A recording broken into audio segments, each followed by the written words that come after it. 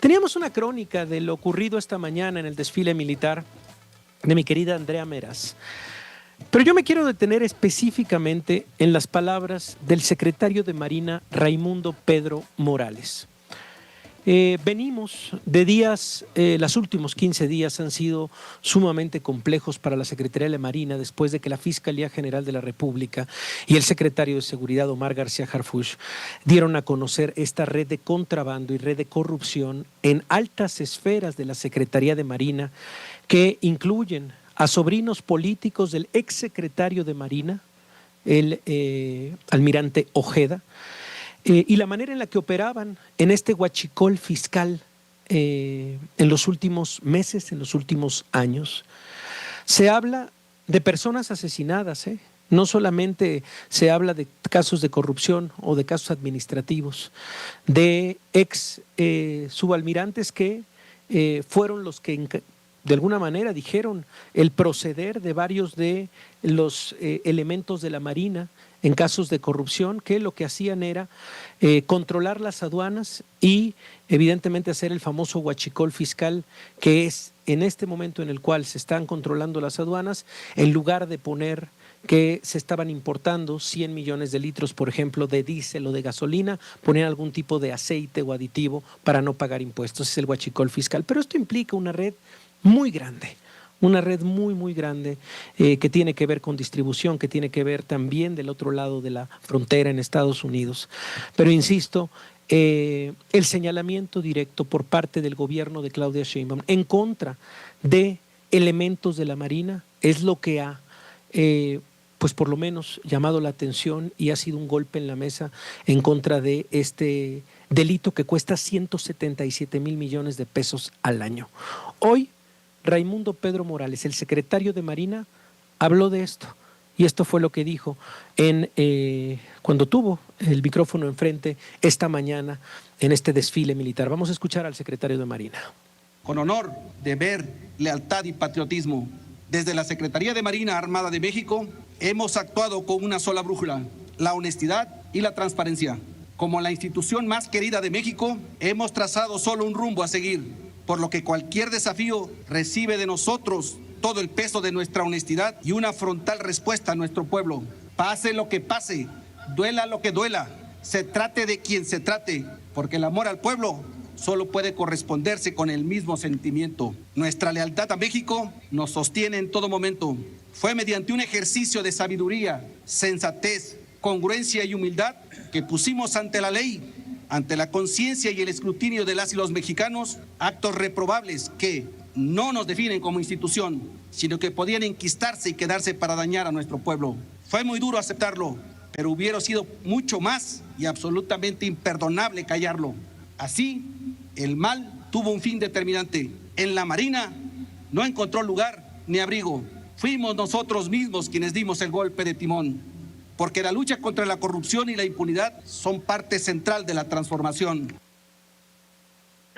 Y hay una periodista que le ha dado seguimiento al tema del huachicoleo fiscal desde hace ya varios meses también, bueno, una investigación que puede incluso empezar ya hace varios años.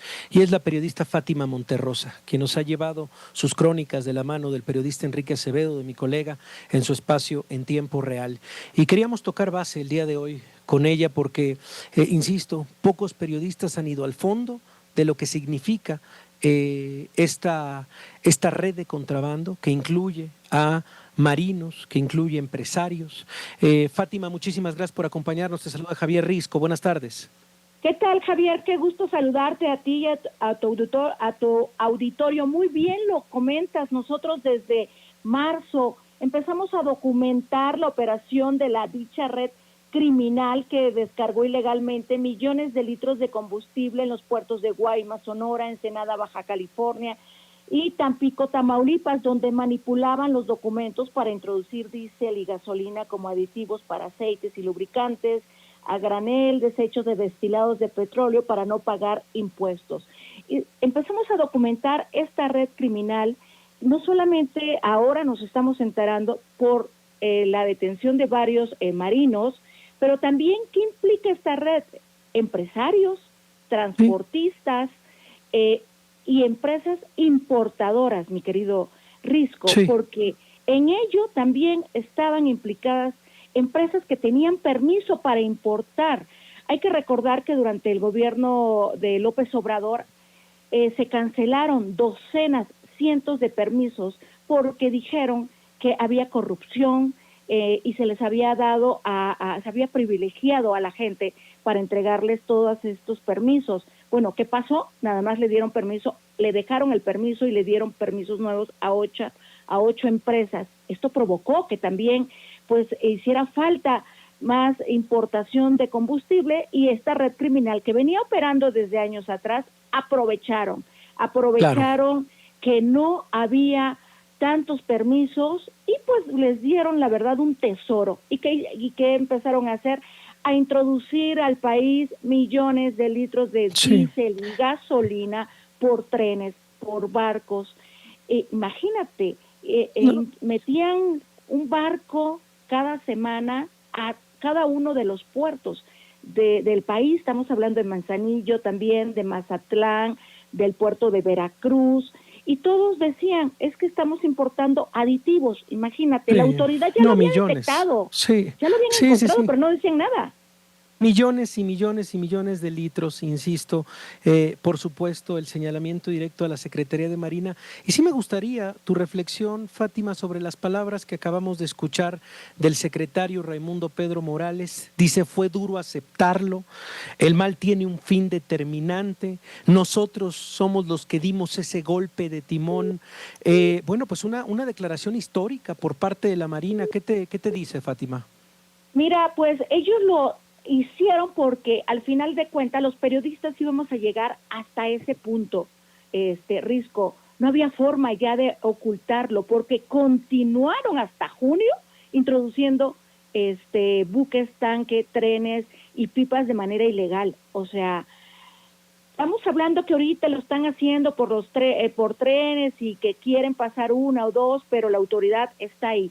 Creo que lo hicieron porque el SAT y la Unidad de Inteligencia Financiera y la Fiscalía General de la República pues ya andaban tras de ellos, ya era muy evidente la forma de vida de estos red criminal de los marinos llamada Los Primos, que Claro. realizaron depósitos millonarios a cuentas bancarias, aseguradoras y casinos para lavar dinero, pues de esta red de Sí. corrupción por permitir que los barcos desembarcaran ahí millones de litros de combustible como Sí, ya nosotros lo hablamos, documentamos en claro. marzo. Y hablamos de Manuel Roberto Farías Laguna, el vicealmirante que está detenido actualmente y el que está prófugo, Fernando Farías Laguna, su hermano, y la relevancia, por supuesto, Fátima, de la relación familiar con Rafael Ojeda Luján, el exsecretario de Marina. Parecería eso que esta declaración también, tendría que tocar al exsecretario de Marina con lo que acaba de decir. Por lo menos el secretario actual, Raimundo Pedro Morales, dice que ha sido una decisión por parte de ellos, este golpe de timón, que ha sido ya el fin determinante de este caso de corrupción, que fue duro aceptarlo, pero pues, a ver, tendría que tocar también las más altas esferas de la Secretaría de Marina, Fátima. Así es, Risco, mira, es un golpe de timón, como él lo dijo en la primera conferencia de prensa, de cuando dieron a conocer la detención de los marinos y algunos que están prófugos. Déjame decirte que dentro del expediente vienen más nombres de marinos, de más gente implicada.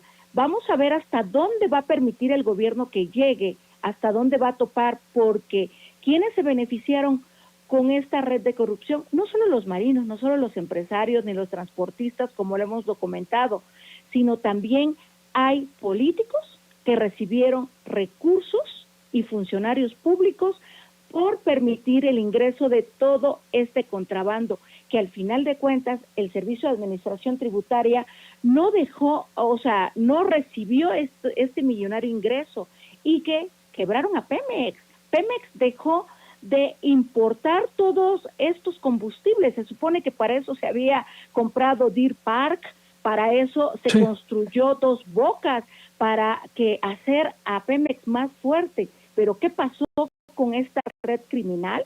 Pues desfalcaron a medio mundo, a Pemex, a las finanzas de nuestro país. Ojalá Sí. y las autoridades, de verdad, que ellos son los que tienen esta investigación y que los periodistas les hemos apoyado, de verdad, dándoles luces de repente, porque pues yo encontré que uno de los socios de las empresas Mefrafletes de transporte que ingresaban a los puertos de Guaymas, de Sonora, de Ensenada, a cargar el combustible, salían y los transportaban a lugares donde tenían contenedores, ya tenían documentación, todo eso lo encontró la autoridad. Oye, fíjate que, Fátima, vamos a ir a una pausa, pero sí me interesa mucho platicar contigo la portada hoy del diario El Universal, que lo publica Max Saub, este reportero, sobre la liga de Hernán Bermúdez Requena, el exsecretario de Seguridad Pública de Tabasco, ahora detenido en Paraguay, bajo la lupa de Estados Unidos por huachicol. También. Me gustaría agregarlo, son dos de los grandes temas de la última semana. Vamos a una pausa, seguimos hablando con la periodista Fátima Monterrosa. Pausa y regresamos. Oye.